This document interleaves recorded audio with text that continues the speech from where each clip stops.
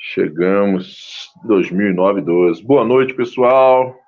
Sejam todos bem-vindos a mais um No Meio da História. Estou aqui ainda com as minhas anotações. Lembrando que muita coisa não deu para fazer tudo em uma única live. E aí nós tivemos que dar uma pausa e dividirmos o assunto, porque já tinha passado já de 1 hora, ficou 1h20 mais ou menos, 26 por ali. E nós dividimos para não cansar você que nos acompanha, nosso parceiro. Já está aqui, aposto, meu amigo, parceiro, dono desse canal, sócio majoritário, Laerte Lima, que vai dar uma boa noite aí para todos. Fala, meu amigo. Boa noite. Boa noite, Eliel. Boa noite a todos do canal. Sexta-feira 13. Até aproveitar, rapaz, que não sei se os amigos sabem, mas a sexta-feira 13 tem essa conotação sombria por conta da condenação dos templários, né? Foi no momento que eles foram presos, a condenação, e eles são presos na França, né? E aí esse dia ficou como um dia marcado aí, como um dia tenebroso por causa disso daí.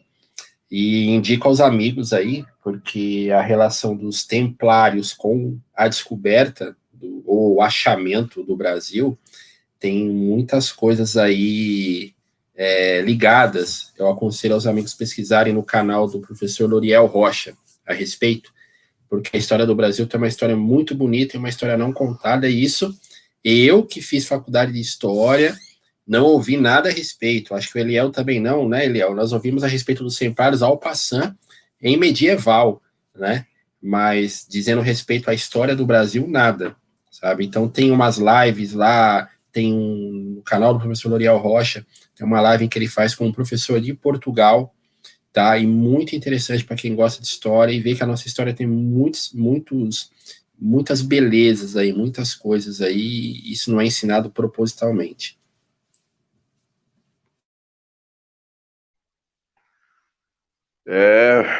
Muitos. Eu nunca gostei de filme de terror, né? Nunca gostei mesmo. E minha irmã mais velha se amarrava. Então, a sexta-feira 13 sempre passava, né, quando eu era criança, uns filmes de Jason, não sei mais o quê, Fred Krueger, não sei o que lá. Eu já estava cansado de dormir, que ele era bem tarde da noite, né? E eu já estava já no quinto, sexto, sétimo sono. E aí depois eu acordava cedo, né? E eles tudo dormiam, acordavam tarde. E eu vivia mais do que eles que viviam atormentados. Mas vida que segue. Meu amigo, nós paramos, né, falando do MDB, que era PMDB, e, com a Rosane Sarney, a família Sarney, falamos muito na semana passada, mas, mas hoje nós estamos abrindo aqui o ano 2009, chegamos no mês de março, e a OCDE, que é a Organização para a Cooperação e o Desenvolvimento Econômico, ela sempre faz um estudo de 3 em 3 meses e faz uns balanços e lança, né, seus estudos. E ela tinha pegado novembro, janeiro e fevereiro novembro de 2000, novembro, dezembro e janeiro, né, de 2008, novembro, dezembro, janeiro de 2009, e ela lançou um estudo que deixou até todo mundo assim. Eu estava lendo até uma matéria do Lauro Jardim, que deixou todo mundo surpreso. Como assim? O Brasil, que o último quase não sofreu, entre aspas, né, o reflexo da crise de 2008, iniciada em 2007, estourou em 2008, e vai, né, abarcar o mundo aí em 2009, deixando várias economias realmente complicadas. E o Brasil, a princípio, você explicou muito bem isso quando nós falamos do ano de 2008, né, as atitudes ali do Lula, endividamento interno com os bancos caseiros e tudo mais. E aí, meu amigo, vem essa surpresa. Só ficamos à frente da Rússia. Ficamos em penúltimo lugar, se não me engano, eram 30 países que eles fizeram esses estudos. E o Brasil foi um dos que mais apresentou uma desaceleração da economia. Não só ela parou de crescer, estagnou, como ela, em vários setores, começou a regredir, começou a cair. E aí, quer comentar ou tem alguma coisa para acrescentar para a gente? fala comigo, então a gente segue para o próximo ponto. Não, muito rapidamente. Esse crescimento econômico que fala no Brasil aqui é um crescimento econômico falso, né, cara? É só os amigos do rei, né? Não tem, não tem espaço para livre iniciativa. Como é que um país vai crescer, né? Só sob a sombra ali dos poderosos, dos políticos, né? E aí a gente vê aí grupos varejistas aí, né, cara, cantando vitória aí, dizendo que vai estar tudo certo e tudo mais, e a gente percebe que é amiga da, da, do pessoal do governo ali, né, cara? Então é muito complicado, nunca vai dar certo, né? A coisa é maquiada. O governo tá lá, ajudando lá, botando dinheiro. A hora que acaba o dinheiro, digo nem que acaba, mas na hora que, obviamente, acaba, mas eu estou usando aqui a ideia do doutor Enéas, que uma vez em um programa lá do Serginho Groisman, falaram a respeito de acabar o dinheiro, ele não, tem muito dinheiro. Deixou isso muito claro, ele tem muito dinheiro. Muito dinheiro. Ele não é empregado corretamente de propósito. Até falo para os amigos procurarem essa entrevista dele aí, que numa das inserções lá, ele bate bem o martelo isso aí. Tem muito dinheiro. E tem mesmo. É só ver o tanto que rouba, recupera uma parte, outra parte vai para não sei aonde, e nego rouba. Caramba, cara, dava para resolver o problema aqui, dava para diminuir impostos, né? Deixar o pessoal criar a confiança, né? O brasileiro criar a confiança de legalizar a sua pequena empresa, o seu pequeno empreendimento ali, né? Pagar o seu quinhão para o Estado, né? O quinhão que seja justo, né? Não isso que fazem agora, né? E crescer, cara. Então, se não tem isso, é maquiagem, né? É o governo lá dando para um para outro, aí daí os amigos do rei, né? Terceirizam alguns serviços, aí eles vêm com essas mentiras, e que não, olha, o aquecimento no emprego, né? As pessoas montando. Muito difícil, cara. Ninguém monta empresa ali, abre, registra a empresa bonitinho, se não tiver encostado numa empresa maior, o que é normal. Né? Eu vejo no caso das empreiteiras, por exemplo, as pequenas empreiteiras que no jargão da construção civil, em meio à construção civil, são chamados de gatos, porque pulam de galho em galho, né, de obra em obra, eles normalmente montam as suas empresas já naquela esperança de que a construtora maior vai passar aquelas obras para eles. Muito difícil o louco, né, que monta uma empreiteira, o cara sendo pedreiro, vou montar uma empreiteira aí e vou para as cabeças. Vai quebrar. Né? Infelizmente vai quebrar. Digo da construção civil porque eu vim do meio. Né? Então, complicado.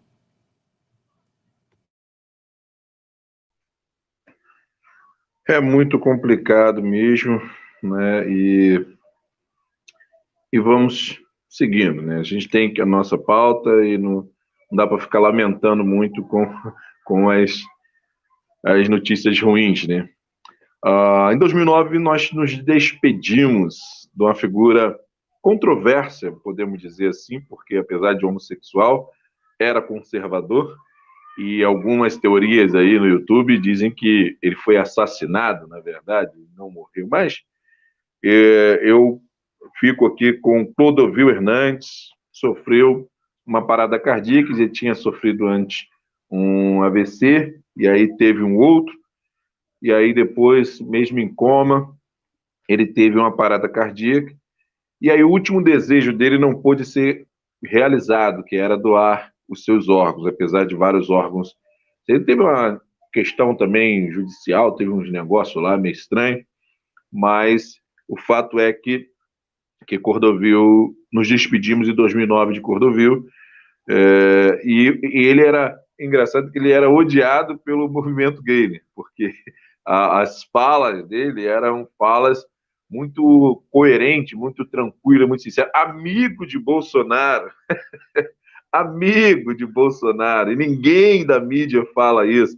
Ou seja, todos aqueles que não regem a cartilha deles não é nem mais homossexual, não é negro, não é mulher. Se não reger a cartilha da esquerda lunática, você não existe. Eu sou branco, eu não sou preto. É por aí que eles seguem, né? E Clodovil é esquecido, né, por esses grupos, mas era um homossexual assumido, mas conservador e amigo de Bolsonaro. Nos despedimos dessa grande figura. Fala, meu amigo. Pô, ele é um exemplo de que eu não me lembro, e ouso dizer que nunca vi o Clodovil falar de qualquer coisa de relacionamento dele, né? Com quem que ele saía ou qualquer coisa, isso era coisa de foro íntimo. Nós víamos, claro, né, toda aquela coisa da homossexualidade, mas ele não fazia isso, o ponto principal. Eu até brinco, né? Brinco não, falo com as pessoas, brinco no sentido de fazer uma comparação, porque as pessoas ficam, mas o sujeito é homossexual, mas ele não pode se expressar e tudo mais. Eu falei, cara, o homem sair com outro homem, sair com outra mulher, questão de foro, né? A mulher sair com uma mulher é assunto deles. Agora, colocar isso como escudo, né, como a linha de frente, né, hoje é muito normal, né, tipo assim, sou mulher, sou homossexual, sou isso, sou aquilo, não me interessa suas ideias, você tem ideia para falar? Você tem uma ideia boa, entendeu? No assunto em que vai ser tratado, não importa o que você faz entre quatro paredes, lá na cama, em cima da cama ou embaixo dela, não cabe a mim. Não, mas hoje o cartão de visita é esse, tá? A partir do momento que a pessoa, opa, pera, temos que ouvir, né? Então ele saía totalmente fora disso, né? Não servia ao movimento. E eu lembro até, me parece que a coisa ficou mais forte mesmo, já quando o deputado, né? Há uma manifestação de homossexuais lá de fora do Congresso e ele é chamado, e ele fala coisas que a galera não gosta, já começa a vaiar, né? E ele fala, vocês podem me vaiar, né? Vocês não querem ouvir e tudo mais. Ele na maior classe, e a partir dali começa a perseguição por parte desse movimento, né? Em relação a ele. Ele era um cara que já mostrava que ele não tinha meias palavras, né? Eu lembro de duas situações com ele. Uma situação foi a da... Rapaz, eu não lembro qual foi o caso. Eu não sei se foi dos Mamonas Assassinos, se foi do Ayrton Senna. Não lembro, mas foi uma então, né, autodeclarada médium que havia ouvido, né, alguma coisa assim a respeito da morte desse artista. Eu acho que foi dos Mamonas, porque teve a situação daquela mãe de Ná, né, mas teve uma outra. Então não lembro exatamente quem foi, mas eram pessoas famosas aí que vieram a falecer. E essa pessoa, alegadamente, aí, disse que ouviu, que já tinha previsto tal situação. Ele vai num programa dele que eu não lembro qual canal que era, eu acho que era a Gazeta na época. Eu acho, não lembro. E ele faz, né, ele pergunta para ela, e a mulher se vê que estava tímida, né, e também não tinha muita coisa o que falar. Acabou que a entrevista ficou uma porcaria, e ele chega, assim, depois que muda o quadro, e ele fala, né, estamos aqui para apurar a verdade, uma coisa assim. Então ele meio que coloca ela contra a parede. Se ela está dizendo que ela conseguia prever, entendeu? Então cabe ela falar, né? E ficou muito mal para ela, não para ele. Mas parece que a situação dele ficou ruim, que eu lembro que esse programa acabou, eu não sabia nem, pô, não tem mais, mas foi uma coisa assim, né? Tipo, hoje à noite teria, e eu não tinha mais. Foi por causa da Adriane Galisteu. Ele também parece que falou algumas coisas para ela lá, e no dia seguinte lá, entendeu? Ele foi dispensado e tudo mais. E a Adriane Galisteu estava naquela fase em que ela dizia os quatro ventos de que ela não devia nada para o Ayrton Senna, né? Eu não me lembro da Adriane Galisteu antes de noticiarem que ela namorava com o Ayrton Senna. Então, falar que não deve nada para o cara, tudo bem, ela pode ter lá saber, né, atuar, ser uma boa apresentadora, não sei se é, porque várias coisas que ela fez aí não deu certo, né? Mas enfim, até ela conseguir alçar voo sozinha, não fosse o namoro com a Ayrton Senna, provavelmente ninguém a conheceria. Mas parece que ele perguntou algo nesse sentido aí, e naquela época essa coisa não era para ser falada, enfim, era uma coisa meio, né? E ele não tinha papas na língua. Então era muito interessante, mas já era fácil de observar que ele não daria certo na política, né? Na política como é agora, porque a política como é agora não quer sinceridade, né? Quer a situação como é, né? Tipo, tá tudo bem, aquela coisa toda. Agir politicamente, fazendo uso desse termo politicamente de forma totalmente errada, mas é como vem hoje, né? Então, e aquele caso daquela deputada que vai chocar, cara, É impressionante. Cargo político, né, no caso deles deputados, é como cargo de diretoria de uma grande empresa chamada Brasil. Aí a pessoa vai lá chorar para o presidente da Câmara, o Clodovil, o Clodovil, o Clodovil, o que é? O Clodovil falou que eu sou feia, né? E pronto. Aí eu nunca me esqueço da cena do Clodovil, que focalizaram ele tá bem assim, né? Tipo, não, né? Uma cena assim que eu guardo bem, e uma outra que ele começa, ele vai discursar, e as pessoas, ninguém nem aí, né? E ele chama a atenção, chama na chincha. Olha, eu estou aqui, eu imaginava que teria respeito, né? Estou falando, alguma coisa assim. Ele chamou na chincha, as pessoas passaram a ouvi-lo, né? Mas depois parece que ele entregou os pontos também. Acho que já estava com a doença. Já eu acredito até que essa coisa política tenha acentuado isso, porque eu acho muito difícil quem fique naquele meio e fique calmo. Às vezes a pessoa vai naquela, eu vou mudar, eu vou me firmar, mas que o sujeito passa tanto nervoso, tanta raiva por coisinha besta, como esse caso da mulher lá, e reclamar porque foi chamada de feia, e criar todo esse alvoroço, sinceramente, eu não teria estômago, não. E eu acredito que se ele já estava com um problema, a política só veio a acentuar isso, né? Infelizmente, uma grande perda para o Brasil.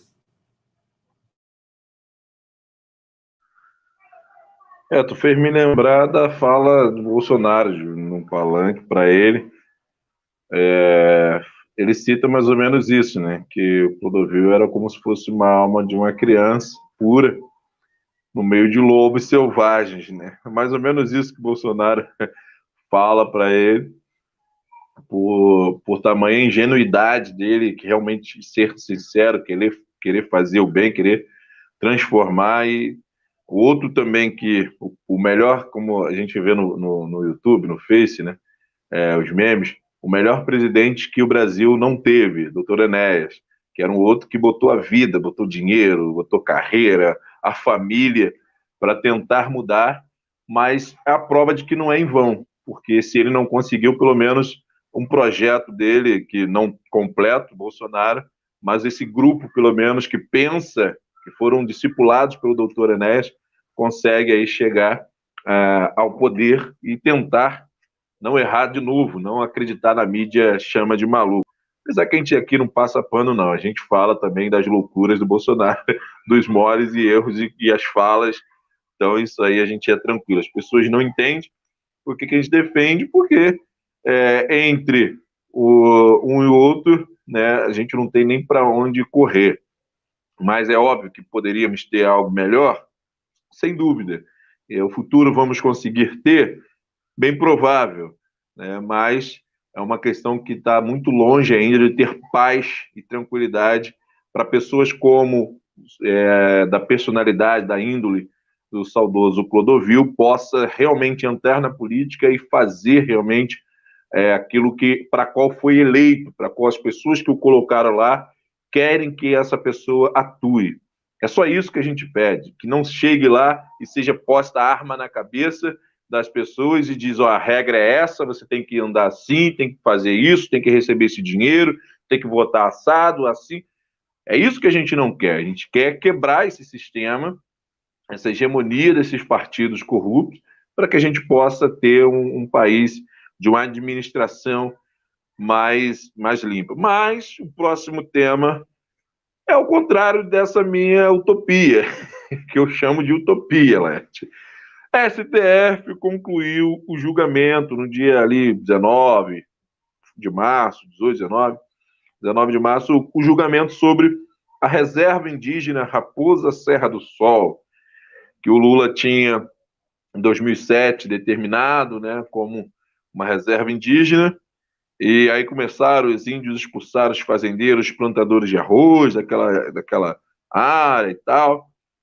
Foi uma situação que foi para a justiça e o parecer do relator, do ministro, eu até anotei o nome dele aqui para não esquecer, Carlos Alberto Menezes Direito. Ele foi acompanhado com 10 votos a 1, 10 a 1. Foi um massacre. E aí Logo em seguida, foi determinado que todos os não índios teriam que vazar, meter o pé, ralar peito, fugir, ser expulso, excomungado daquela terra. Ali só poderia ter pessoas descendentes indígenas. Fala, meu amigo, sobre esse caso aí, fique à vontade.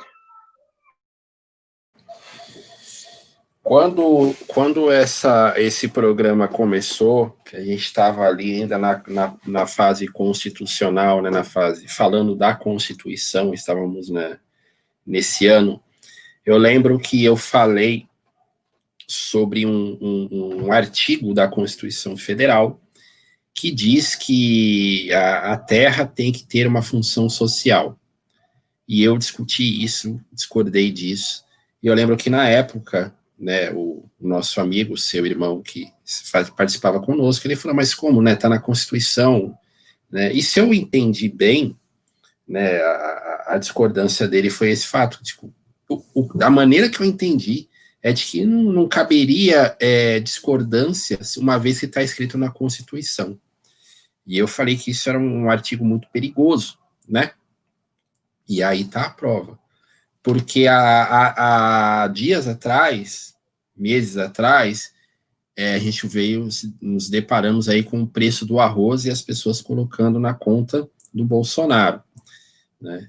E aí veio à tona o porquê do valor exorbitante do arroz aqui no Brasil, justamente por causa desta situação de 2009. E veio vídeos que na época já rolavam, mas veio à tona de novo, né? Da Polícia Federal entrando na casa desses fazendeiros e os expulsando de lá, sem mandado judicial.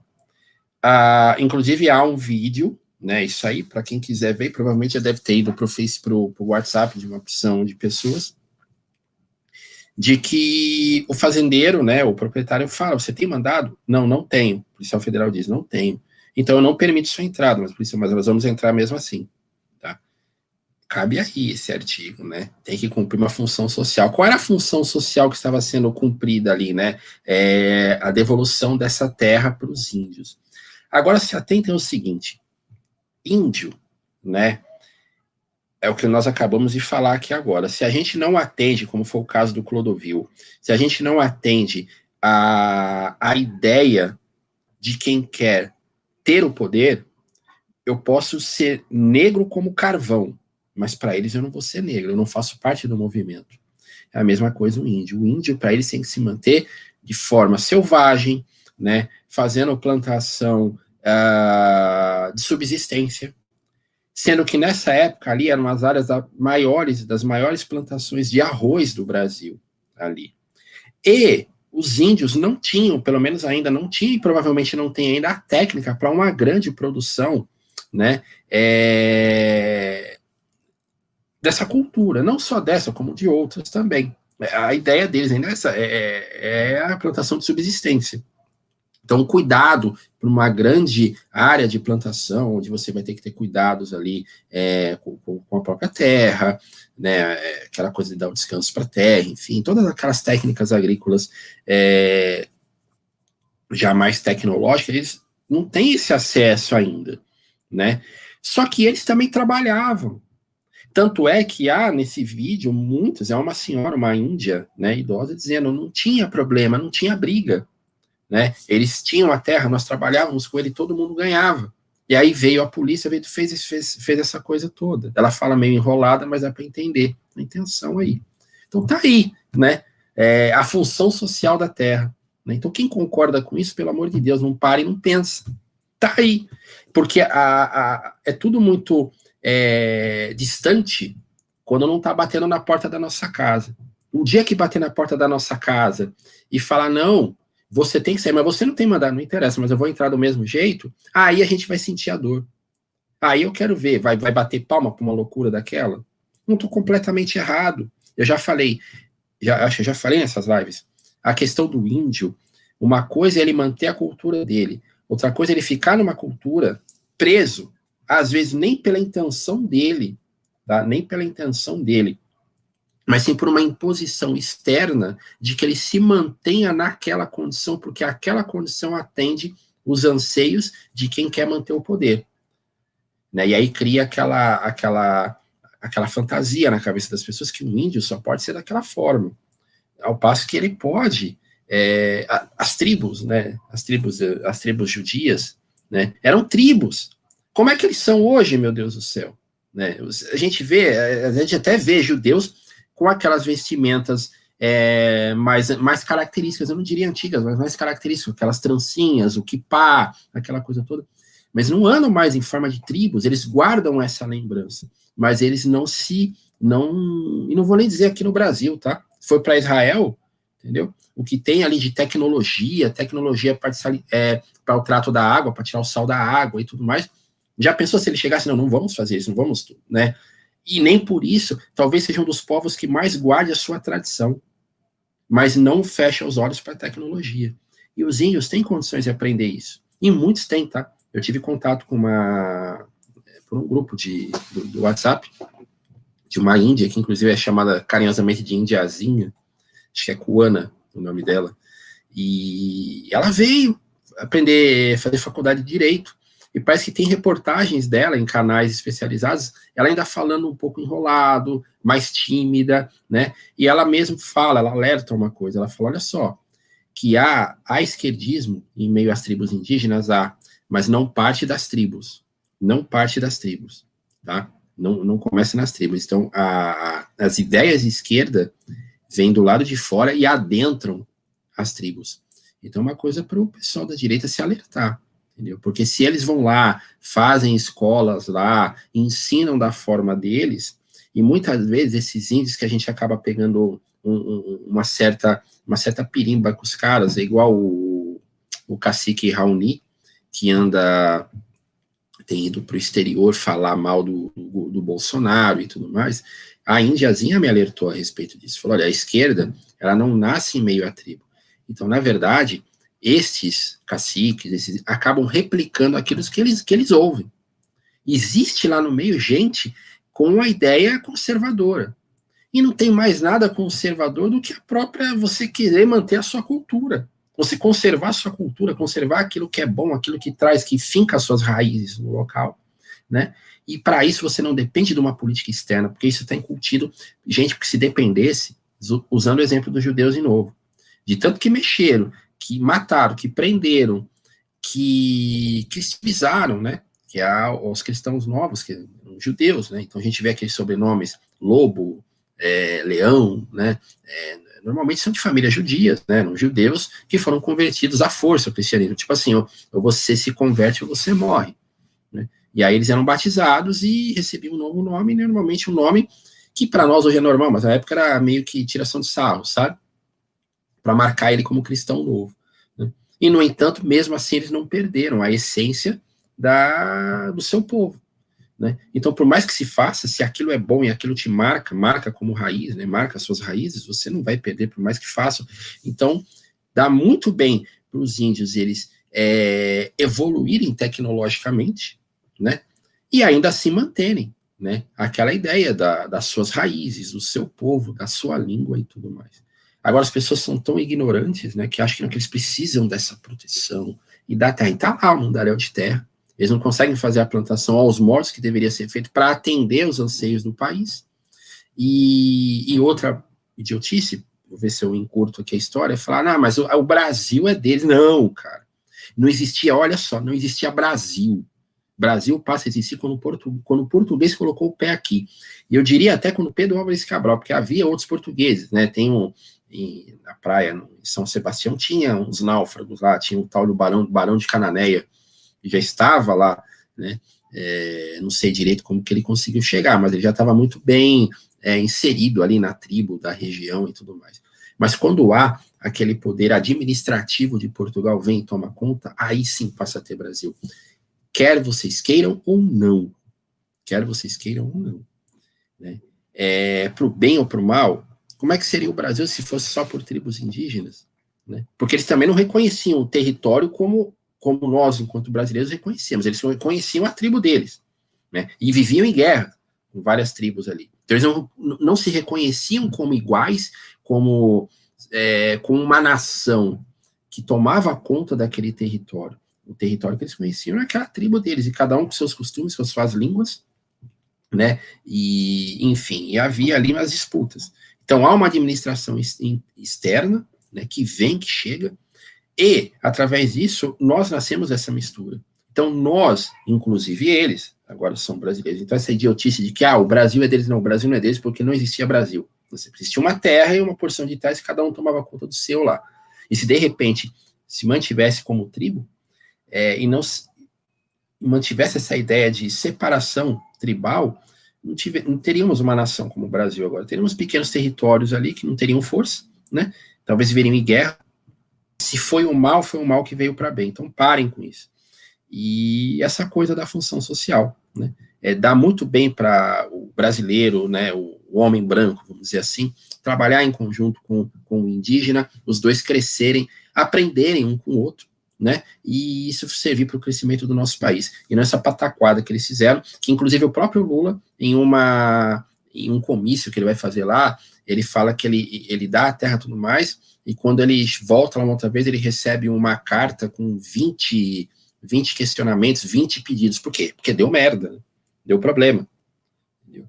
E, enfim, é isso, né? E tem quem bata palma para isso, pelo amor de Deus.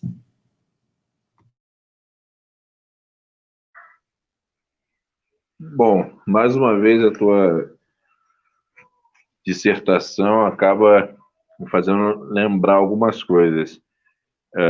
Se fosse assim, teria que os povos africanos, os chineses, todo mundo ainda está guerreando com arco e flecha, com lança de madeira, né, e não ter uma evolução armamentista e tal. Então, assim, a evolução, a cultura, o que você falou dos judeus, aconteceu também com os escravos aqui no Brasil pela Igreja Católica. Os camaradas fizeram sincretismo religioso e aí nasce, se não me engano, a religião do candomblé, onde eles botam os nomes dos deuses africanos nos nomes dos santos, para poder a Igreja Católica não os perseguir e tal. Então, eles são convertidos, mas não convencidos, e eles continuam praticando as suas religiões. Mas aí isso não quer dizer que eles não vão aprender com essa religião, não vão receber a questão da vestimenta, a questão da tecnologia e tal, e muitos mantêm a raiz. Hoje até está tendo uma coisa, a gente tem visto esse movimento aí negro lá nos Estados Unidos, Vidas Negras Importam, alguma coisa nesse sentido, né? Onde eles agridem pessoas que não fazem o sinal lá do punho cerrado para o alto e tal, porque você é obrigado a dizer que vida negras importa, como se vida negra fosse algo diferente da vida branca, ou seja, o branco morrer, tudo certo, tudo bem. É o opressor, é o dominador. Não, mas o negro não pode. Mas não são todos os negros, como você falou, e eu já disse. São negros de esquerda, porque se for um negro de direita, esse é branco, esse não é negro. Gays, se for de esquerda, porque se for um gay conservador, esse não é gay. Mulher, de esquerda, porque se for de direita, não é mulher. E por aí vai. Então, assim, é uma ignorância muito grande, porque a gente vê muitos índios de Hilux, de relógio, de Rolex, né, de roupa e tal, mas aí na hora de reivindicar os direitos, ele, não, eu sou índio. Aí ele se veste de índio, bota pena na cabeça, pinta a cara, né? Eu sou índio. Mas daqui a pouco ele está lá, de Hilux. Assim, eu não sou contra eles estudarem, evoluírem, construir casas e sair de ocas, sair de locais frágeis e construa casas grandes, normais, estude. Eu sou a favor que evolua. Agora, pode ter os momentos festivos das datas, onde ele se veste com a roupa e faz as comemorações, né? O tipo de festas cerimoniais de casamento, o tipo de batismo. Agora, no dia a dia, né, por que não evoluir? Por que não usar máquinas para poder plantar, buscar tecnologia, aprender, desenvolver a questão do cultivo mais moderno? né, sem perder as tradições, como você bem colocou. E, principalmente, não precisava expulsar aqueles que não eram índios. Se a terra for dada para eles, tudo bem, vamos dividir. As plantações de arroz continua produzindo para o bem do país. E as terras que sobram, eles vão morar, não tem problema, vão dividir. O país é imenso, tem muitas áreas que podem ser alocadas e tal, mas não, eles querem, na verdade, é uma clara manifestação de impedir o crescimento, o desenvolvimento e a manutenção desses fazendeiros de arrozais naquela região, no meu ver. Porque o interesse não era só dar terra para os índios, mas era impedir que os arrozais continuassem com os fazendeiros e passasse para os índios. Só que eles não sabiam cultivar, e aí tudo se morreu, se perdeu, se destruiu, e até hoje nós temos esse problema naquela região. Vamos para o próximo ponto, então, meu amigo, que é corrupção. Polícia Federal prende diretores da construtora Camargo e Correia por crimes financeiros e lavagem de dinheiro na Operação Castelo de Areia. E aí a Polícia Federal, a partir daqui, a gente já tem falado alguns assuntos, mas ela vai começar a ser mais protagonista, vai surgir até a figura do japonês da Federal, porque eles vão ficar quase que todos os dias, nos próximos anos, aparecendo como atores de cinema, filme ao vivo, nos nossos telejornais.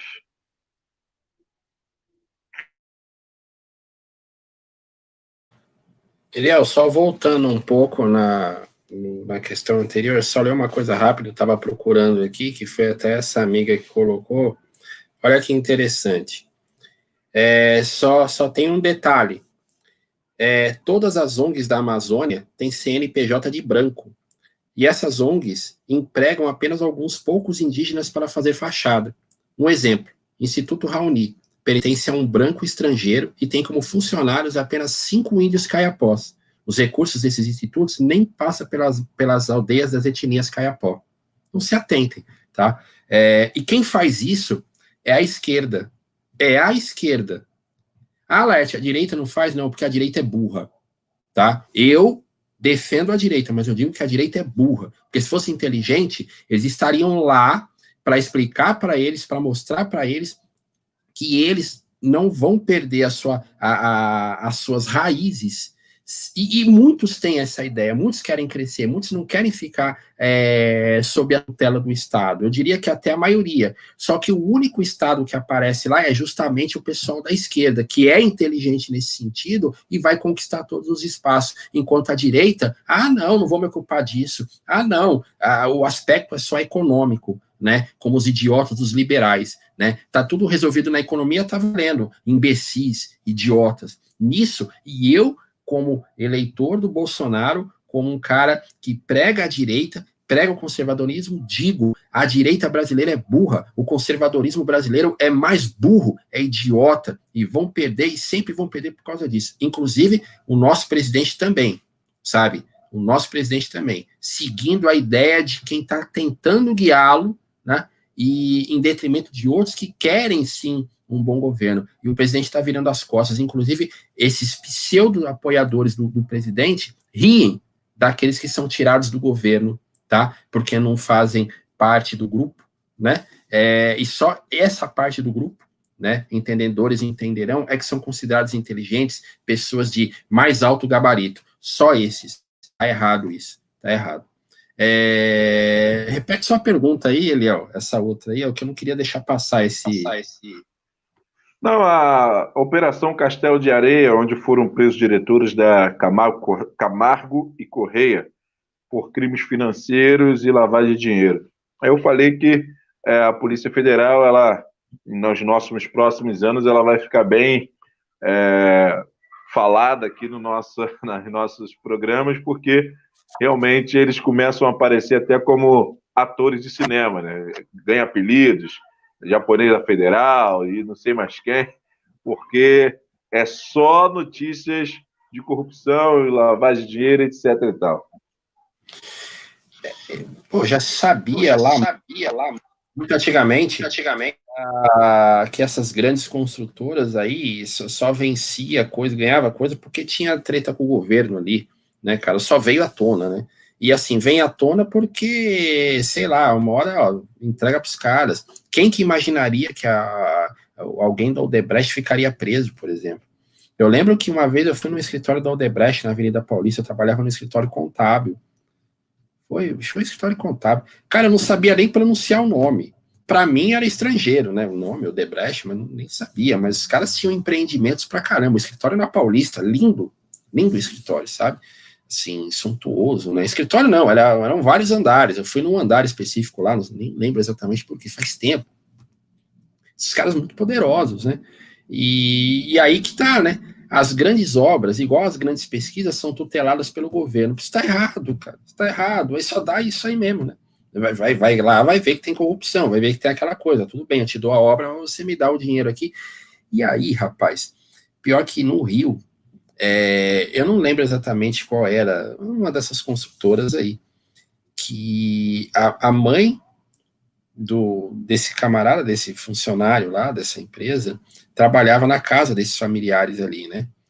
E ele falava que a mãe dizia que ouvia deles. Mas se não fizermos isso, eles lá, a gente não trabalha. Se a gente não pagar, a gente não trabalha. Ele vai falar o quê? Entendeu? Existem obras, mas está tudo na mão de um grupo. Aquele grupo, se você não me der, não der a minha parte, você não vai pegar isso aqui. E aí você vai viver como? A gente está falando de construtora, né? A gente está falando de construção civil. Você vai ver como? Vai ver como eu falei na outra live lá, né? Acho que foi na outra live, né? Sobre os gatos, né? Os pequenos empreiteiros que vão comendo aqui e acolá, entendeu? Às vezes tem obra, às vezes não tem. Isso não dá camisa. Eu sei que tem empreiteiros de obras, pequenos empreiteiros, os chamados gatos, que muitas vezes eles não têm para eles. Porque eles vão pagar a medição de uma fachada, por exemplo, quem trabalha, eu trabalhei nessa área, revestimento de fachada, eles vão pagar a medição do trabalho que o pedreiro fez lá naquela fachada, você vai pagar para as 4 fachadas, para os 4 pedreiros, mais ajudante, que ajudante é por conta da empreiteira, né? Não sobra nada pro cara. Aí ele fica vivendo de migalhas. Aí você sabe que a fonte das obras é o governo. O governo chega para você e fala: você tem condições de ganhar tanto, desse tanto você vai me dar tal porcentagem, né? E você tem a obra. Porra, não vai aceitar, cara. Sejamos honestos, né? Então, esses caras, né, não parte deles, né? É a corrupção passiva, né? Se não me engano. Os caras são acharcados ali. Pô, tá errado, mas tá mais errado quem tá acharcando, cara. Quem controla a situação e fala, eu só dou para quem eu acho que eu tenho que dar. Se você não quiser me dar essa porcentagem, o outro vai dar. Você vai falar, porra, meu, vai o outro, cara, vai eu então, pronto. A real é essa, né? Então, cria-se um Estado corrupto, né? Cria-se um Estado corrupto, onde esses partidos, esses políticos controlam isso bebem nessa fonte, né? Mas quem controla tudo é eles, aí é complicado. Né? Isso é triste, triste. É muito triste, muito triste.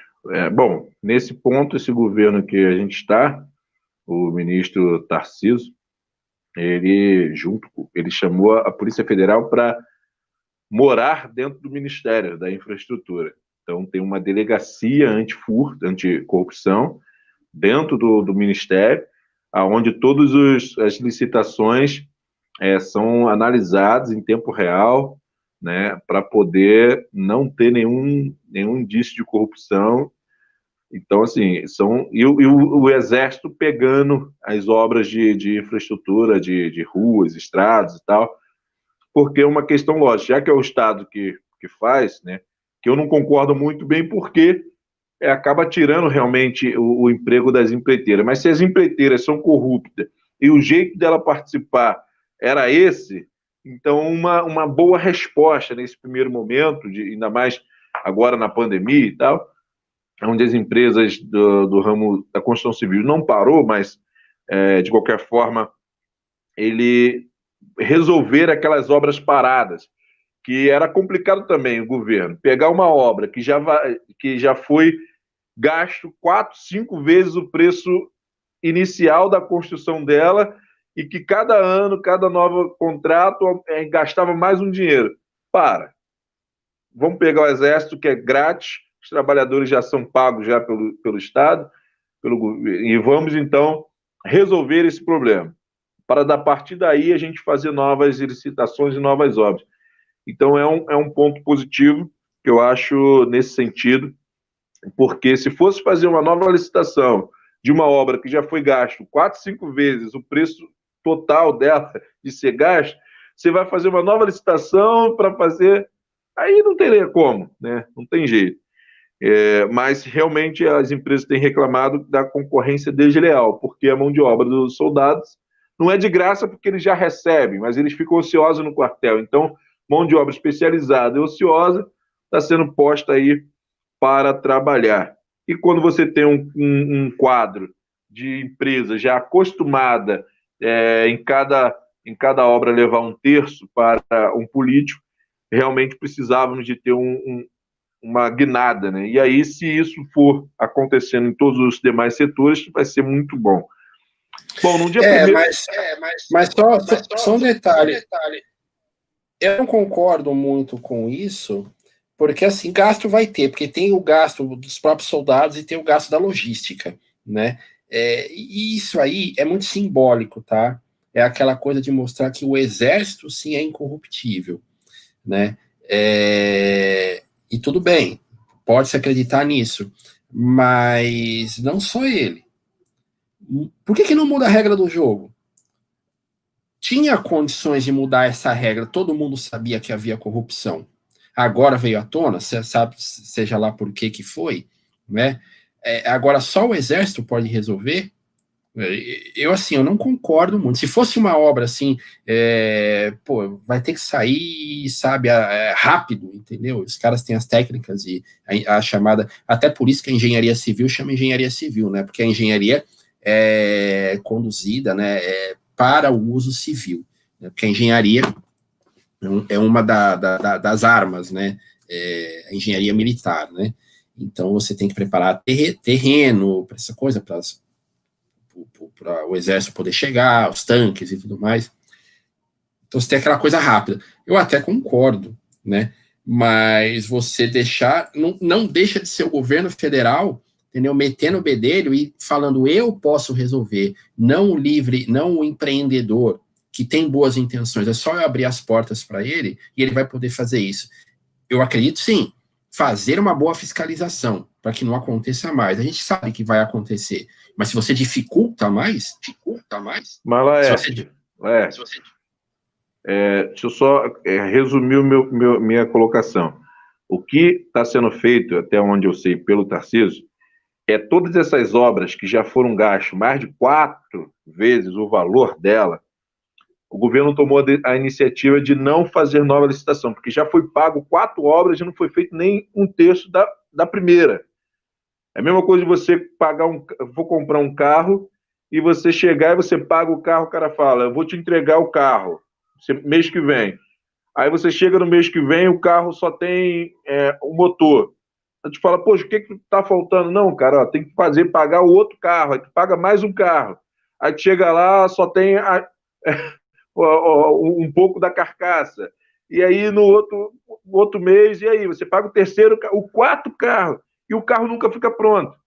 Aí você decide e fala, peraí, deixa que eu vou pegar esse carro, não vou gastar mais nada com ele, e eu mesmo vou levar para a oficina, eu mesmo vou montá-lo, para não ter que pagar o 5º carro. É mais ou menos isso que está acontecendo, que as obras todas dos governos passados que estavam paradas e já foram pagas, não foi feita nova licitação para pagar de novo, mas botou o exército para resolver esse problema, para aí sim, todas as obras que foram feitas novas, como questão de trem, algumas outras questões novas, aí sim essas empresas vão ser licitadas. Mas eu ainda discordo. Onde é que estava toda essa curriola aí para fiscalizar quando estava sendo feita a besteira? O Tarcísio é capitão do exército, né? Ele é capitão do exército, é engenheiro militar, capitão do exército. Onde é que estava? Se ele é do meio da engenharia, ele sabia disso daí. Eu que sou mais besta, sabia, Não tenho força. Eu vou chegar e vou gritar, a Odebrecht está pagando propina para poder ter obras. A Camargo Corrêa está pagando propina para ter obra. Problema teu, cara. Quem é você? Agora, quem está lá no poder, que tem condições, e aí? Se eximiram de fazer isso, para depois eles deixarem a corda solta, e depois eles, que aí eu falo, é o Estado. Né? A gente está falando do Exército, falando de Estado. Aí não estou falando da pessoa, do Tarcísio, mas sim ele enquanto ministro, enquanto oficial do Exército Brasileiro. Onde é que ele estava? Para montar, né? Aí eles vêm, não, o problema do Estado, o próprio Estado vai resolver? Caramba, então não tivesse o problema. Onde é que estava o senhor Jair Bolsonaro também, para dizer que a gente não fala mal? Onde é que estava o senhor Jair Bolsonaro? É deputado, é legislativo, ele tem que fiscalizar. Onde é que estava? Estava brigando com a Maria do Rosário?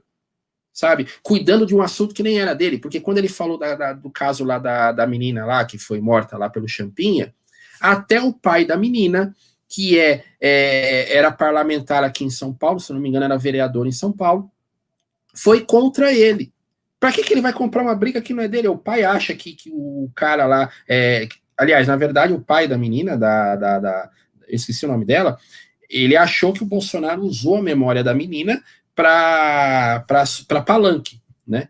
E todo mundo falou, não foi isso, muito pelo contrário, ele estava defendendo, porque a Maria do Rosário estava vendo o carinha como coitado.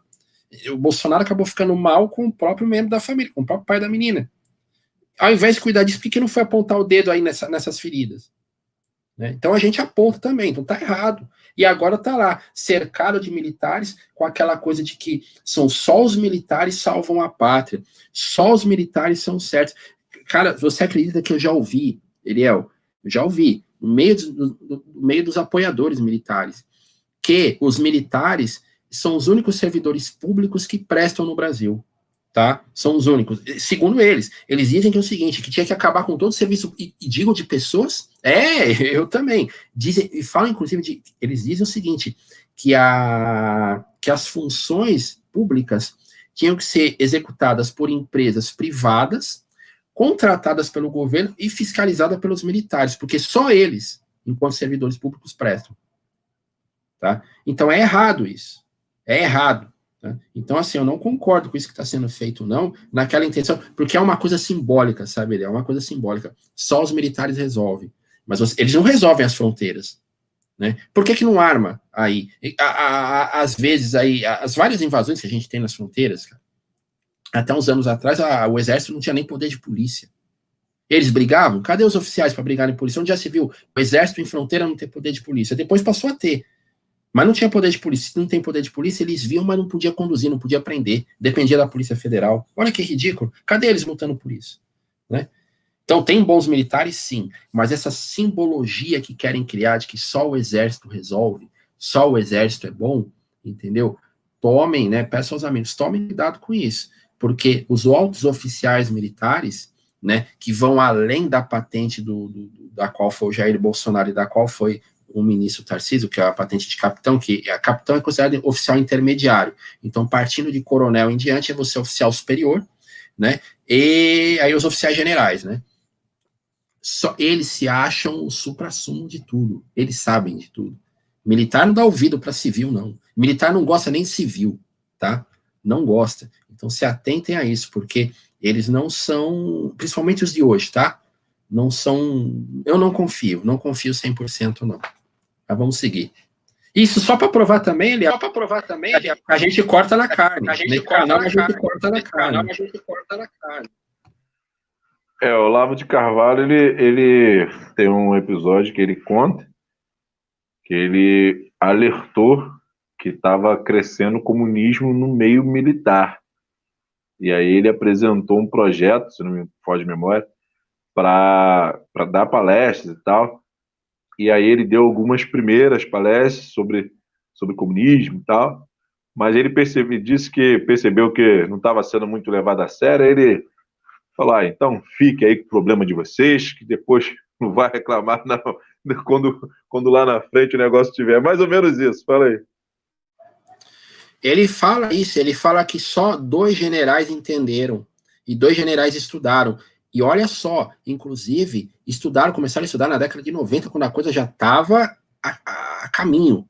Né? E o que a gente pensa dos militares? Os militares, a inteligência militar, né, ela tem que estar adiante, porque ela é um órgão para proteger o Estado. E dentre esses generais, um que o professor Olavo de Carvalho cita é o general Sérgio Coutinho, o qual escreveu esse livro aqui, ó, tá? Aconselho a todo mundo. Esse livro eu comprei na Bibliex. Se eu não me engano, eu devo ter pago R$8, menos de R$10, mas que esteja R$20, vale muito a pena, tá? É muito fininho, explica bem aqui o general, né?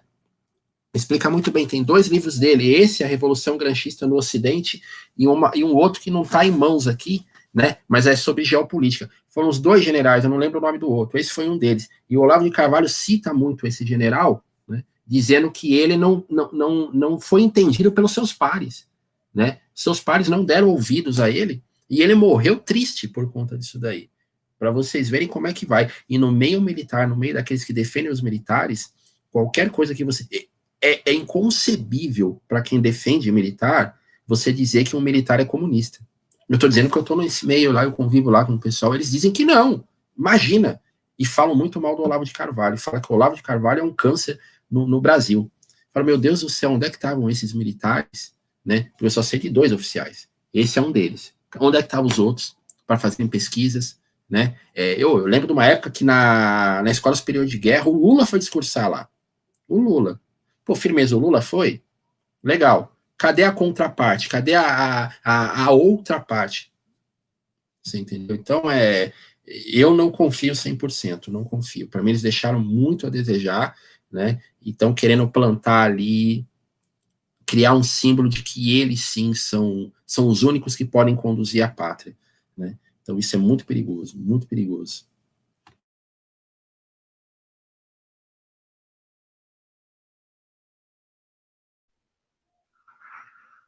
Rapaz, hoje sexta-feira 13 mesmo, o bicho tá pegando para todos os lados.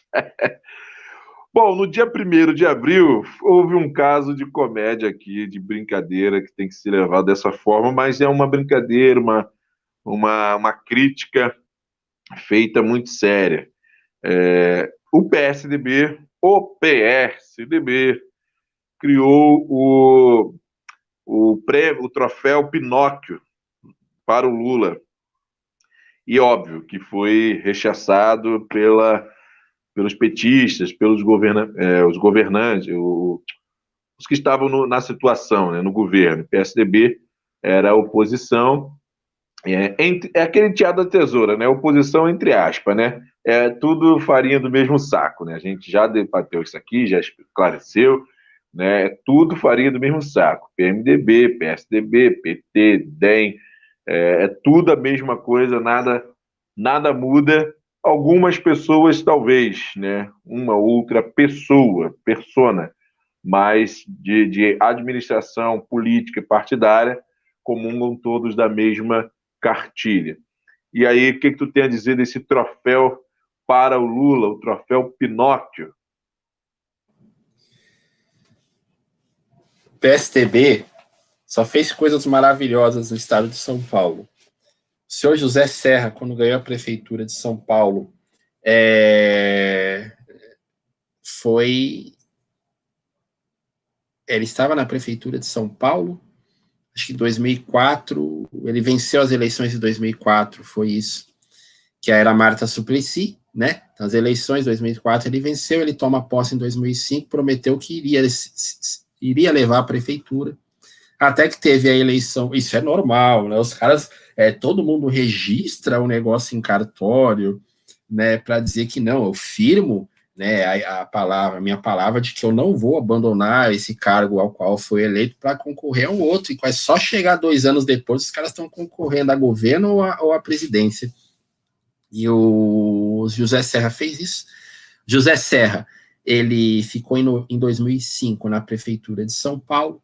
Na prefeitura de São Paulo, uma das coisas que ele fez foi acabar com a Secretaria de Segurança Urbana e transformou ela em Coordenadoria de Segurança, e 1 milhão que tinha nessa secretaria ele destina para o Carnaval de São Paulo, que eu acho que é uma tremenda perda de tempo, já falei, eu acho que Carnaval é Rio de Janeiro, e se eu tivesse algum poder, eu incentivaria a música caipira de raiz em São Paulo, inclusive tem uma orquestra de viola caipira em São Paulo, na época era o LM, acho que hoje é Instituto de Estudos Musicais Tom Jobim, né? Existe algo muito mais cultural dentro da música caipira de raiz.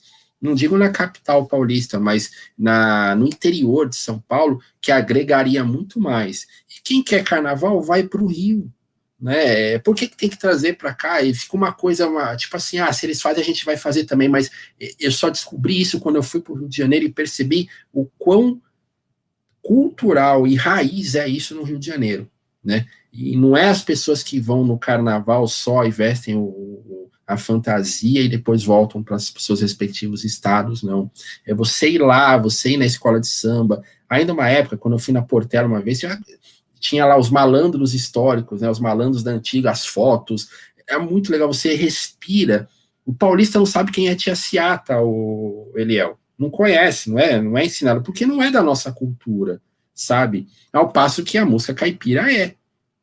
Então vai lá, gastou 1 milhão lá pro carnaval, no ano seguinte lá ele deixa a prefeitura na mão do seu Gilberto Kassab do DEM e vai, concorre ao governo e ganha, né, o governo do estado. E aí, quem é que merece o troféu Pinóquio? Isso eu tô citando um caso só, tá? Citando um caso só. Então, pelo amor de Deus, cara, eu sou favorável ao PT nesse sentido aí, você vê. Foda. Falando rasgado, né? O rasgado. Falando rasgado, né? O rasgado. O sujo falando do mal lavado. O sujo falando do mal lavado. Mas aí, apesar de quem está lançando o prêmio não ser alguém de confiança para poder lançar, mas para quem foi feito o troféu foi merecido, porque é realmente complicado concorrer com Lula em número de mentiras, cara. Eu não sei de nada, eu não sei. Até música de marchinha de carnaval eu compartilhei no meu Facebook, que tem dele dizendo, né, não sei de nada, é do amigo meu, é tudo do amigo meu, é do amigo meu, eu não tenho nada, é tudo do meu amigo. O sítio, o apartamento, a mulher, o carro, a amante, é tudo amigo meu. Eu não sei de nada. Mas eu acho que o troféu foi bem caracterizado, apesar de quem lança realmente não ter nenhuma moral para o lançar.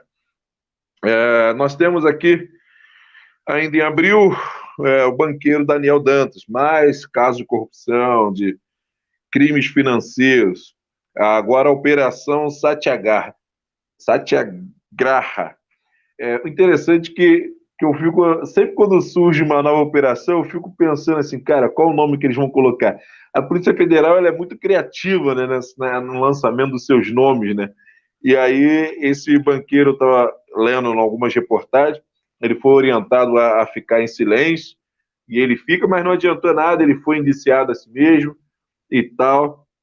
E aí eu queria que tu comentasse, ou a gente já passa para o próximo tópico, fala comigo.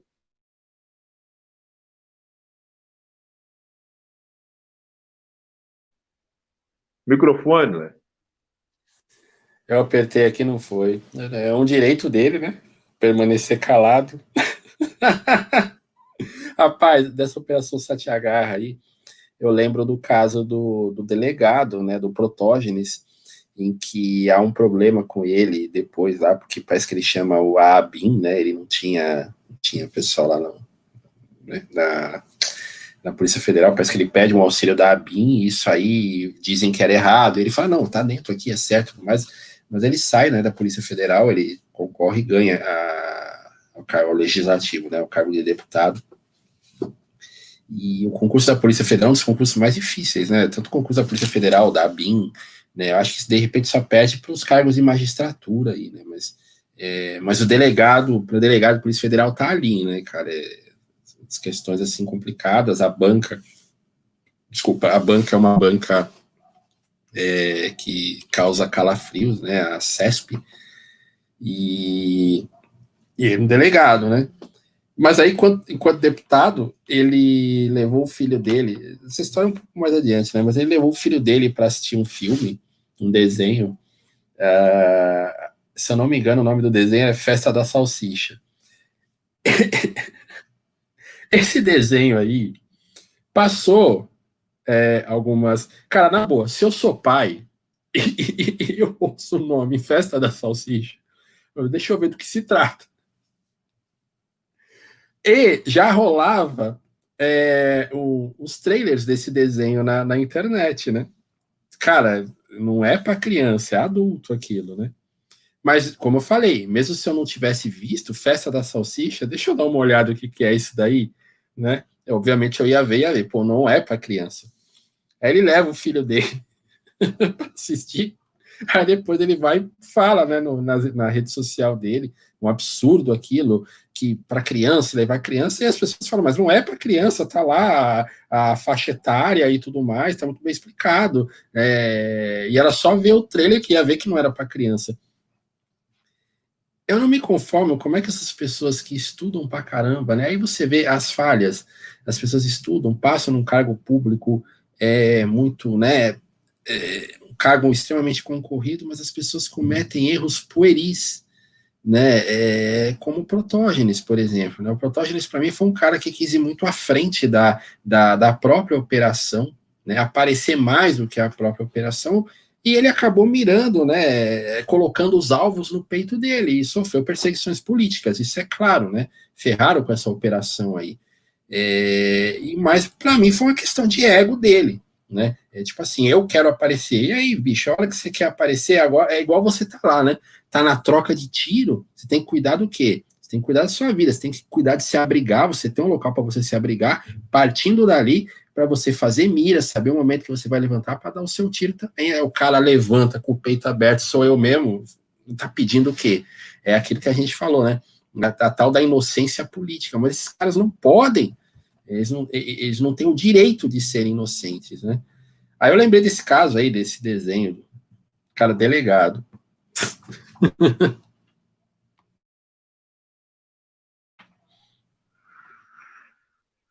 Tem pessoas que já querem. Quem quer aparecer, que eu acho que ela caça situação para aparecer. Né? Então, como era um desenho, né, entre aspas, então, eu acho que pode até ter um julgamento de intenção, que obviamente eu vou errar no que eu vou falar, mas talvez a pessoa já faz até premeditado, né? Vou levar meu não filho passa pano. Que festa da salsicha. Então, mas aí parece que o cara já levou para causar. Vou levar meu filho, depois eu vou criticar, vou polemizar porque eu vou aparecer, né? Então, assim, e aí causa problemas, né? A gente vê aí muitos YouTubers que entram em polêmicas porque entram em áreas que não são deles e mete a opinião e rasga, lacra. E depois colhe as consequências, porque quem lacra não lucra.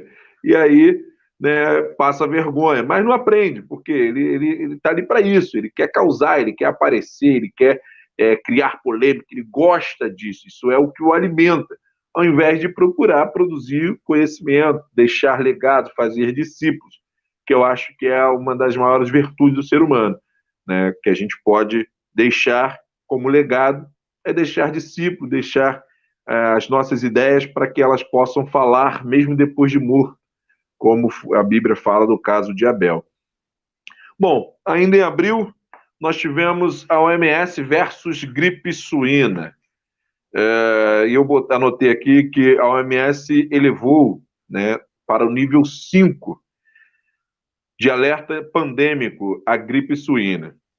Vamos lembrar que é uma escala de 6. Então, a gripe suína chegou ao nível 5 pela OMS. Porém, eu não me lembro de ter fechado nada, parado com atividade alguma. A única recomendação era deixar de comer carne de porco, derivados de porco. Inclusive, eu pesquisando hoje, a China anunciou, e eu não sei ainda maiores detalhes, de que encontrou, segundo eles, coronavírus, que é esse vírus agora, né? E esse coronavírus aqui da gripe suína era outro caso, na carne de porco brasileira. Eles estão querendo arrumar problema com a gente, né? Eles querem botar essa vacina de Dória aí à força, goela abaixo de qualquer jeito. Mas nesse 2009 nós estamos falando da gripe suína, né? Tivemos várias outras coronavírus, mas chegou aqui no Brasil esse presentinho Made in China. Na época, a gente estava na faculdade e a única coisa que eu lembro também é que virou a mania de bisuntar as fechaduras com álcool em gel, né? A gente ia entrar na biblioteca, tinha aquela porta lá, saiu com a mão bisuntada. Eu lembro até que nós tínhamos uma amiga, tínhamos porque eu pelo menos perdi contato, né? E aí foi falado da vacina e ela falou que ia tomar. Eu falei, eu não tomo vacina, essas vacinas últimas aí. Deixar claro, eu depois, né? Acho que depois que fiz história até piorou mais a situação. Eu acredito na política, no Estado, na boa intenção do Estado, assim, uma coisa de 80%. Não, aliás, eu desacredito 80%. Eu ainda deixo 20% de lambuja, acho que eu estou deixando até demais. Então, essas coisas muito rápidas, assim, surgiu a doença, né? Deus me livre, você não viu ninguém ali, né? Pai, e de repente tem a vacina, vai todo mundo correndo para levar da vacina. Eu não tomo, tá? E naquela época a gente ainda podia falar que não ia tomar, né? E eu lembro que essa amiga nossa nunca me esqueço disso. É igual minha mãe fala, os políticos nunca dão nada de graça pra gente. Quando dão, as pessoas não querem. Eu falei, mas é aí que é o negócio. Nunca dão nada. De repente estão te dando alguma coisa, tem problema aí, né? Tem problema aí. Então é complicado. A gente nem falava da OMS na época, depois a gente foi ver o quanto ela é politizada, cara. Eu não lembro quem era o presidente na época lá, né? Quem mandava na OMS. Porra, com certeza também devia ser politizada. Então, já estão inventando uma pandemia já há muito tempo. Pelo amor de Deus, eu não estou fazendo pouco da situação do coronavírus, né? Mas a maneira que está sendo feita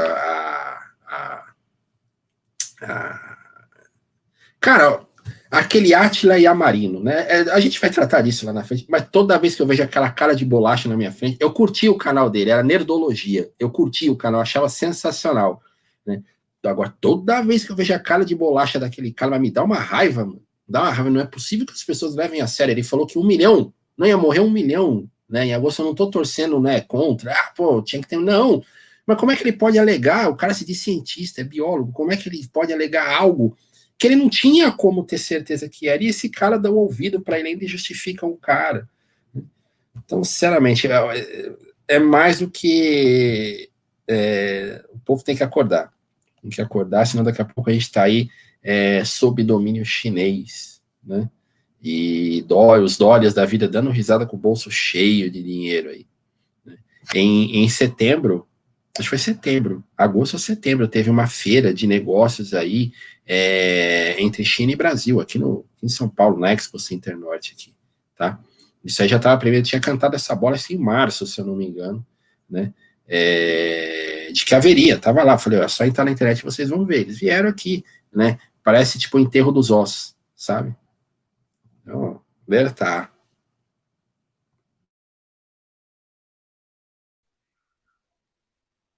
Esse conselho é fundamental. O governo nunca dá nada de graça. Quando dá algo de graça, é a hora que a gente tem que ficar bem atento, igual o gato escaldado. É aí que a gente tem que pular, dar o pulo do gato e ficar bem atento, porque a onça está preparando o bote para o coelho. Quem lembra da fábula vai entender. E o coelho tem que estar sempre esperto com aquele pulo na manga, aquele pulo que ele não ensinou para conseguir escapar do bote certeiro. Bom, os últimos 2 pontos aqui, rapidinho. Nós já estamos aí com 1h13. Tivemos o caso do Gil Rugai, que havia, em 2004, matado o pai e a madrasta, entrou com recurso para não ser julgado por júri popular, mas em setembro, dia 4 de setembro, o STJ, perdão, Supremo Tribunal de Justiça, negou o recurso dele e ele teve que encarar aí. Eu queria que tu comentasse rapidinho para a gente ir para o último ponto também da chacina em Curitiba.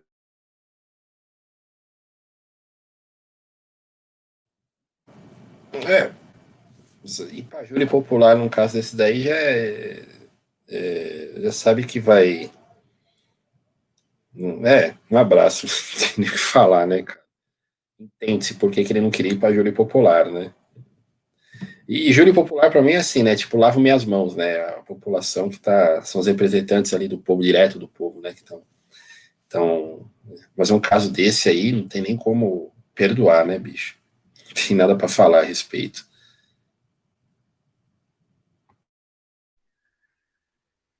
É notícia, aconteceu, a gente traz aqui no meio da história, mas realmente nem tudo precisa ser comentado, porque tem coisas que é muito na cara. Igual essa chacina aqui, para a gente encerrar, em Curitiba, 8 mortos e 2 feridos, na Vila Icaraí, no bairro Uberaba. Entre os mortos, olha que terrível. Não gostaria, mas vamos terminar com esse caso, né? Um bebê de 5 meses e a mãe, quando saíam da igreja, foram algumas das vítimas dessa chacina. Eu estava pesquisando, vi que alguns, acho que 4 integrantes já tinham sido presos e tal. Depois eu não tive mais tempo de pesquisar mais, mas queria que tu comentasse um pouco sobre mais uma chacina nesse país tão violento que a Constituição não nos dá. Pelo contrário, esse Supremo hoje, 2020, o STF, estão rasgando a Constituição e botando todo mundo na rua, né? Então, para o Supremo do STF, lugar de bandido é no meio da sociedade causando barbárie. Para isso que serve bandido para eles. Enquanto que a população, tenho certeza que gostaria que eles ficassem lá de um jeitinho bem desconfortável, pensando na merda que fizeram enquanto estavam aqui no meio da sociedade bem, livre e à vontade para fazer boas escolhas e não fez. E agora lá dentro, onde tem que refletir no SPAR, bem atormentados, uma sexta-feira 13 bem, né, bem de calabouço, bem infernal, o STF simplesmente começa a pôr todo mundo na rua. Fala, meu amigo. Parece que foi disputa de ponto de droga, né, por traficantes. Você resumiu bem, né, cara? E é preciso que o Estado chegue realmente nesse estado de barbárie para que as pessoas peçam socorro ao pai Estado. Só o Estado pode nos ajudar. Claro, a polícia tem boa vontade, tá? Se fala muito dos erros da polícia, né? Se aponta os erros da polícia, mas a polícia, quem é que quer correr para cima de biqueira para resolver a situação? Às vezes as pessoas vão, pô, ali na biqueira ali, então o policial chegou lá, tá dando tapa na orelha lá dos traficantezinhos e tudo mais, mas antigamente se fazia isso daí, não tinha as bagunças que tem na maioria das vezes hoje, com som alto. Teve um vídeo que eu recebi aí, de uma senhora, não sei o que fizeram, parece que tacaram uma corda, não sei, uma mulher segurou a corda e aí puxaram e ela cai um sobrado, assim, sabe? Porque ela tava jogando água, porque tava mas é uma bagunça mesmo, muita gente, baile funk, os caras de zombaria com a senhora, gritando, né? Tipo, não adianta, que a gente não vai baixar, não sei o quê, vem aqui curtir também, pelo amor de Deus, né? E de repente, acho que eu já citei isso, né? São as mesmas pessoas que estavam lá filmando quando a polícia ia lá e sabia que ia acontecer isso daí, né? Sabia. É igual um desenho do Pica-Pau, que ele tá querendo jogar golfe, né? E aí ele vai disputar com um cara e vinha um casalzinho, né? Pareciam de irmãos, um menino e uma menina. Ô, moço, a gente pode jogar aí? O cara gritava, não! Aí várias vezes no episódio aparecia isso daí, até no momento que o Pica-Pau dá uma lição no cara, ganha do cara, expulsa o cara do campo, aí aparece esse mesmo casalzinho, ô moça, a gente pode jogar aí? O Pica-Pau, claro, é só entrar, mas veio uma bagunça tremenda, era a bola voando para tudo quanto é lado, sem ordem, sem nada, todo mundo, quer dizer, na verdade o cara que era ignorante é que estava certo, que ele sabia do problema que ia ser, né? Então essas pessoas, traficantes, quando o cara caiu para esse lado, o cara não tem diálogo, não adianta você conversar com o cara, mostrar para ele, podia ser seu filho, né? Olha lá, uma criança, né? Para que isso? Você vai ser mal visto na sociedade. Falem para mim quais são os argumentos que você vai usar com um cara desse. Não adianta. Enquanto não acontecer, dele mesmo ser tocado, e ele perceber que aquilo ali é errado, né, cara? E na verdade, os governantes, o judiciário, né, eles querem a barbárie, né, porque quanto mais tiver a barbárie, mais justificativa eles vão ter para vir com o braço forte do Estado, para proibir nós, de andarmos, de acessarmos determinados sites, porque aquilo vai ser considerado perigoso, né? Enfim, vai ter um maior controle. Para justificar esse controle, é igual se falava antigamente, né? Para justificar a morte do seu cachorro, diz que ele estava com raiva, né? É mais ou menos isso que estão fazendo, né? Eles criam um problema, soltam um problema para dizer que eles são a solução, só que a solução está perto disso, hein? Pelo amor de Deus, está perto disso, né? Da solução vir por parte do Estado, tirando a nossa liberdade, sabe? Aí, na hora que a grande maioria acordar, vai ser bem tarde, infelizmente. Infelizmente, meu amigo, infelizmente. Bom, foi isso aí, mas no meio da história. O ano de 2009 encerramos por aqui. Semana que vem, na sexta-feira, já estaremos falando do ano 2010. E aí nós entramos em várias outras situações. Faltam agora só 10 anos para a gente chegar no ano de 2020, mas acredito que vamos tentar resumir. É que quando a gente começa a fazer pesquisa, Leste, fica difícil, porque é muitos assuntos que é importante para a gente entender o reflexo hoje. Então, fica difícil de eu tirar. Cara, pelo menos citar isso aqui, eu tenho que citar, né? Se não tiver um comentário, mas pelo menos citar para que fique registrado, para que as pessoas possam ter uma fonte de consulta, apesar de ter isso na internet aos montes, mas pelo menos para que a gente monte um argumento e se entenda a construção cronológica dos acontecimentos, para que a gente possa entender os seus efeitos. Bom, nessa quarta-feira, como eu tinha prometido na sexta-feira passada e na quarta-feira também, vamos estar aí falando sobre todas essas polêmicas que tem discutido aí no meu Facebook, sobre as 95 teses, sobre... o tema já adianto até o tema,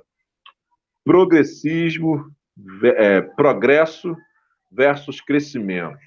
Esse é o tema, progresso versus crescimento. Vou estar falando sobre... Está vendo a bandeira aqui do Brasil? Tem progresso nela, ordem e progresso. E aí eu botei no meu Face lá, progresso é bom, progressismo é ruim. Então eu vou estar explicando para quem não entende o jogo de palavras. Progressismo parece que vem do progresso, é quem busca o progresso, quem quer que haja o progresso. Mas como a bandeira já dá uma pista, antes do progresso você precisa de ordem, né? Então, sem ordem não há um verdadeiro progresso. Você há, como esse desenho do Pica-Pau, uma bagunça, uma desordem, né? Então, nós vamos estar falando aí, biblicamente, dentro da teologia, também, um pouco dessa visão da ordem, do progresso e do crescimento na visão teológica, sobre vários outros temas, inclusive da reforma protestante. Tudo está interligado. Então, nós vamos estar... Eu gostaria que você estivesse conosco nessa próxima quarta-feira também, e na próxima sexta-feira, como eu disse, meu amigo Laerte, estamos ainda na campanha, né, Laerte? Vamos fazer até uma hashtag, Volta Daniel, para que o nosso amigo possa conseguir os seus problemas e fazer parte conosco, mas no momento certo, Deus vai proporcionar essa parceria. Eu gostei muito das nossas reflexões, né, das reflexões dele, que vem muito acrescentar com aquilo que a gente pensa, apesar de termos algumas divergências de pensamento político, de ordem política, né, mas eu gosto, é importante para a gente também ter um crescimento ouvindo diferentes visões, né? E é isso aí, meu amigo. Mais uma vez, forte abraço da Laus Ossos para todos vocês, para você também, meu amigo. Abre o microfone, dá uma boa noite, pessoal, também. Despede aí nessa última fala. Fica à vontade, não precisa ser curta, boa não. Noite. Não precisa ser curta, não. Pode ficar à vontade. Uma boa noite, uma boa sexta-feira 13 a todos. Pesquisem lá o que eu falei no início, né? Canal do professor Loriel Rocha a respeito dos Templários em relação à descoberta do Brasil. Tem coisas muito interessantes no canal dele lá, tá? É uma história muito bonita e que não é passado pra gente, tá bom? Pesquisem lá. Uma boa noite a todos. A gente vê que a gente tem raízes, o Brasil tem raízes e raízes bonitas. Infelizmente, isso aí é ocultado da gente, tá bom? Para que a gente tenha vergonha do nosso país, né? Então não é lembrar só do nosso país na época do futebol, essas coisas, não. Né? Isso é importante também, mas tem coisas além, a gente não é só isso, não. Então tá na hora da gente pesquisar mais. Tá bom? Forte abraço a todos aí, boa noite a todos.